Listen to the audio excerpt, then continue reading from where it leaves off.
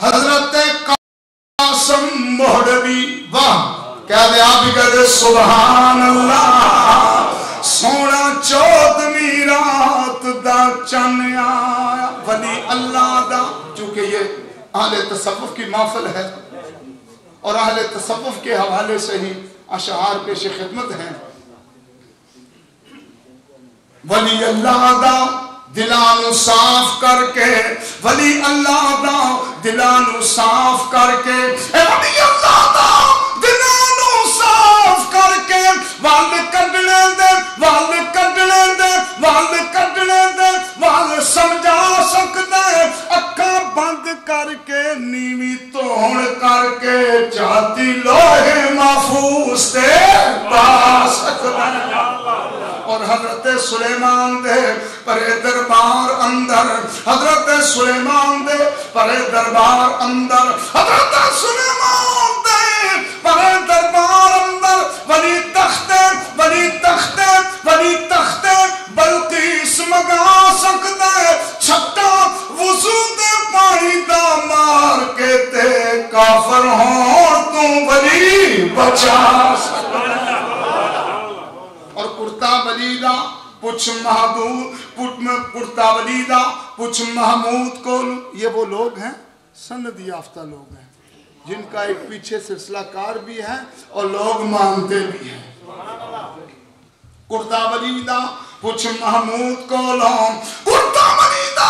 پچھ محمود کو لوگ سومنات دے مندر نٹا سکتا ہے کتے بیٹھ اجمیر دے ٹبیاتے جادوگرانو کلمہ پڑھا سکتا ہے کتے بیٹھ اجمیر دے ٹبیاتے نائے پوچھنے دی گل نائے پوچھنے دی گل نائے دسنے دی گل نائے پوچھنے دی گل نائے دسنے دی گل نائے پوچھنے دی گل نائے دسنے دی گل کرا گل لبے کھل گل رکھنے دی گل پیا وال وچ وال ولی کڈے ہوا وال رکھنے دی گل نائے پوچھنے دی گل نائے دسنے دی گل پیا نائے دسنے دی گل کرا گل لبے کھل گل رکھنے دی گل پیا وال وچ وال ولی کڈے ہوا وال رکھنے دی گل پوے سل دکھ جل چل چل بوا مل میں چھڈ مر جاؤں میں چھڈنے دی گل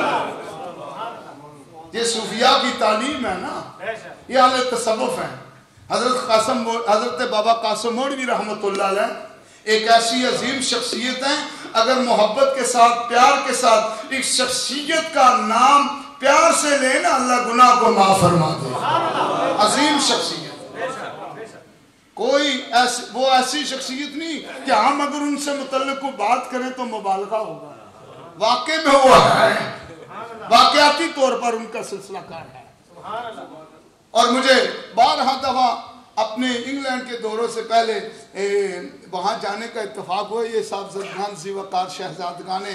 قاسم مولوی حضرت رحمت اللہ علیہ یہ تشریف فرما ہیں یہ بھی ہمارے شہر میں رہے ہیں ان کی بھی ہم زیارت کرتے گئے ہیں اب میں 2 شعر پڑھنے کے بعد آپ سے اجازت لوں گا چونکہ الارم بج چکا ہے یہ بھی ایک عظیم شخص ہے جب ہم انگلینڈ آئے تھے 1981 میں تو یہ بالکل ٹھیک ٹھاک آج تو ذرا کھڑے ہوئے نا تو ذرا وقت لگاتے ہیں اس وقت بھی الحمدللہ جامعہ مسجد تبلیغ الاسلام گرین گیٹ وہاں اولڈم میں تشریف فرما تھے اور یقین جانیے اس وقت بھی انہوں نے اسی طرح رونق لگا رہا اور میں نگینہ مسجد میں وہاں ہوا کرتا تھا کاپس میں اور یہ یہاں آتے تھے پھر میں آسٹنڈل لینڈ جامعہ مرکزی مسجد میں چلا گیا تو وہاں پر رہے لیکن ان سے ہماری ملاقات ہوتی رہی ہے اس کو میں جتنا لمبا کروں نا میں نے کوئی کتاب تو نکالنی نہیں ہے جتنا کروں لمبا کرنے کی اہلیت کا مالک میاں محمد صاحب یا ہمارے وارسی صاحب جو ہیں انہوں نے ہمارے ذوق کو تازہ کیا ہے ان کے لیے اب میاں صاحب کے شعر 2-3 شعر میاں صاحب لکھتے ہیں آپ فرماتے ہیں سچے مرد رانی جاوید صاحب سچے مرد صفائی والے سچے مرد صفائی والے اور جو کچھ کہنا زبانوں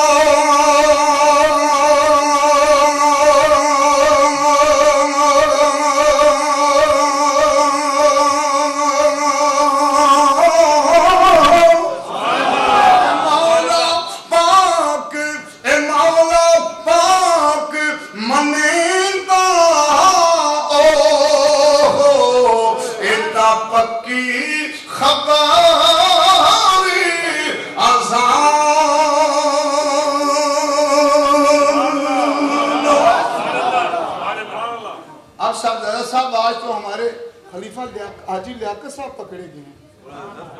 ہیں. آج مجھے پتا چلا ذوق ان کا ہے دعوت دینے کا, خدمت گزاری کا, لیکن یہ معاملہ تو آج پکڑا ہے. یہاں سافر ماندے کم نہیں کم نہیں امبر کردہ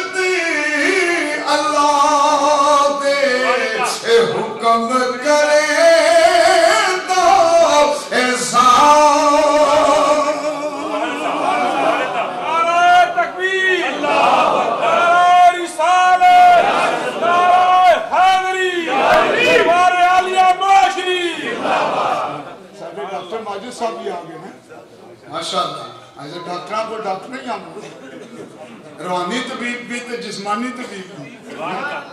اب میں ایک شعر پڑھنے کا متمنی ہوں, اس کے بعد اجازت لوں گا, لیکن میں یہ چاہتا ہی ہوں کہ سارے مل کے پڑھیں نا, اسی ذوق میں آپ سے اجازت لے لوں. یہ میں نے اسپیکر یہ اتار دیا میک کا سلسلہ. اب پڑھنا ہے مل کے. ہر مشکل دی کنجی یارو, ہر مشکل دی کنجی یارو, ہر مشکل دی کنجی یارو, ہاتھ مردہ دے آئی مرد نگاہ کرن جس ویلے, مرد نگاہ کرن جس ویلے مشکل رہنا کائی. ہر مشکل دی کنجی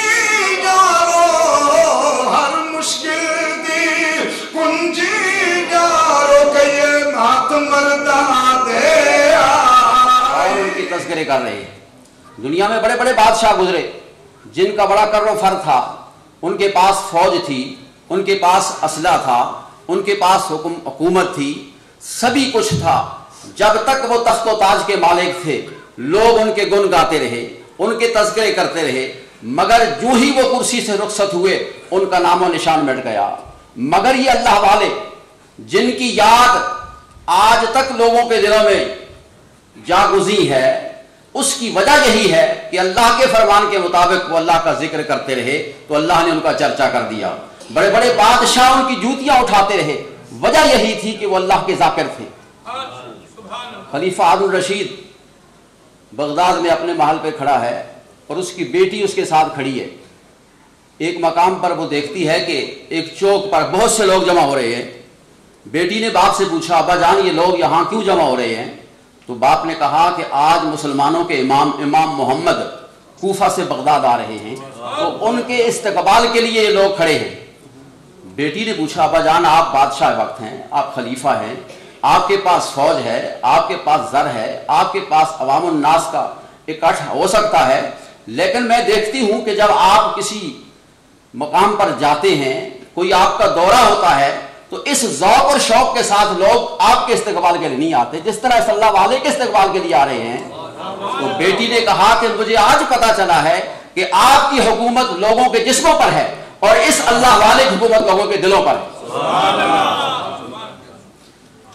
تو یہ جس شخصیت کو خراج تحسین پیش کرنے کے لیے، جن کے فیوز و برکات کو سمیٹنے کے لیے آج ہم یہاں حاضر ہوئے ہیں، ان کی حکومت بھی لوگوں کے دلوں پر ہے۔ سامعین ذی وقار، عرس مبارک کی تقریب اپنے دامن میں بہت کچھ رکھتی ہے۔ جہاں اولیاء کرام کی توجہ اور نگاہ کے ساتھ ہماری زندگیوں میں انقلاب آتا ہے، وہاں ہمیں ادب و احترام بھی یہ سکھاتی ہے۔ ہر مرید اور عقیدت مند کو چاہیے کہ جس آستانے سے اس کی وابستگی ہو، اس کا ادب ہر اعتبار سے ملحوظ خاطر رکھے۔ اگر اس نے کچھ پانا ہے تو بلا ادب اس کو کچھ نہیں مل سکتا۔ ملنے کا طریقہ آنا چاہیے، حاضری کے آداب آنے چاہیے، اور ہر اعتبار سے ادب کو ملحوظ خاطر رکھ کر فیوز و برکات کو حاصل کیا جا سکتا ہے۔ بے ادب آدمی جس کو کوئی سلیقہ نہ آتا ہو، حاضری کا کوئی طریقہ نہ آتا ہو، وہ وقت ضائع کر کے تو آ سکتا ہے، وہ حاصل کچھ نہیں کر سکتا۔ اس کو چاہیے کہ جب وہ آئے اپنے مرشد کی بارگاہ میں تو وہ ادب و احترام کے دائرے میں آئے، تو پھر وہ فیوز و برکات کو سمیٹ سکتا ہے۔ اور تمام مریدین کو چاہیے کہ جب عرس سے فارغ ہو کر جائیں تو وہ یہ سوچیں، یہ غور و فکر کریں کہ انہوں نے اس عرس کے بعد کیا پایا ہے اور کیا کھویا ہے، ان کی زندگی میں کس قسم کا انقلاب آیا ہے۔ اگر وہ سمجھیں کہ ان کا انقلاب نہیں آیا تو یہ غلطی پھر مشائخ کی نہیں ہے، یہ اس آستانے کے فیوز و برکات کی نہیں ہے، یہ غلطی پھر اسی کے اندر ہے۔ اس کو چاہیے کہ اپنے اندر تبدیلی لانے کی کوشش کرے تاکہ اس کی زندگی میں انقلاب آ سکے۔ اللہ تعالی ہم سب کو یہ فیوز و برکات سے بیٹھنے کی توفیق عطا فرمائے۔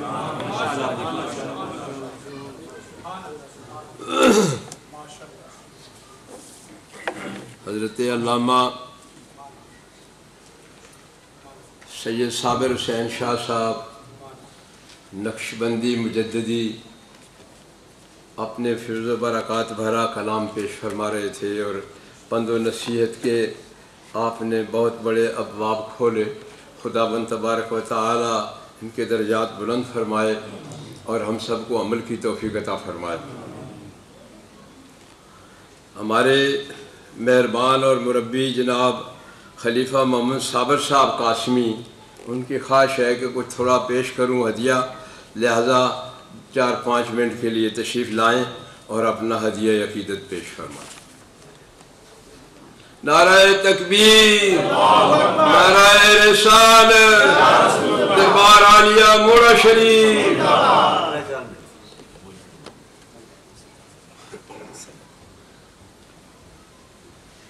اللہم صلی اللہ علیہ وسلم یہاں زی بادشاہ اور ہمارے ڈاکٹر صاحب فضیل ایاز اور تمام علماء اکرام، آپ سب صاحب احترام ہیں۔ میں تو ایک نکمہ آدمی ہوں، تو بس ایسے ہی ہے کہ حاضری لگانے کے لیے آ گیا۔ تو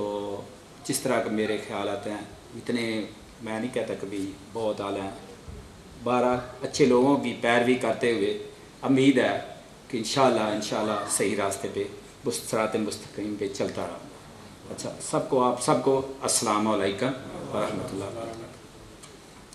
میں زیادہ، مجھے 2-3 منٹ دیے گئے ہیں تو میں اس لیے چھوٹے سی بیان رکھتا ہوں۔ ہم آج کل آقا مدنی صلی اللہ علیہ وسلم کے معراج شریف کا ذکر کرتے ہیں، اور اکثر تقریریں ہوتی ہیں حضور کی شان علی پہ، اور جس کی تعریف اور اس کی حمد رب کریم سبحان خود بیان کرے، ہم کیا بیان کر سکتے ہیں۔ لیکن میں اپنے کبھی کبھی ساتھیوں کے ساتھ یہ گفتگو کرتا ہوں کہ اس سے ہم کیا سیکھتے ہیں۔ آقا مدنی صلی اللہ علیہ وسلم کی معراج شریف، ان کے مراتب، ان کی شان علی بیان کر کے ہم کیا سیکھتے ہیں۔ تو اللہ تعالیٰ نے جیسے فرمایا ہے کہ کل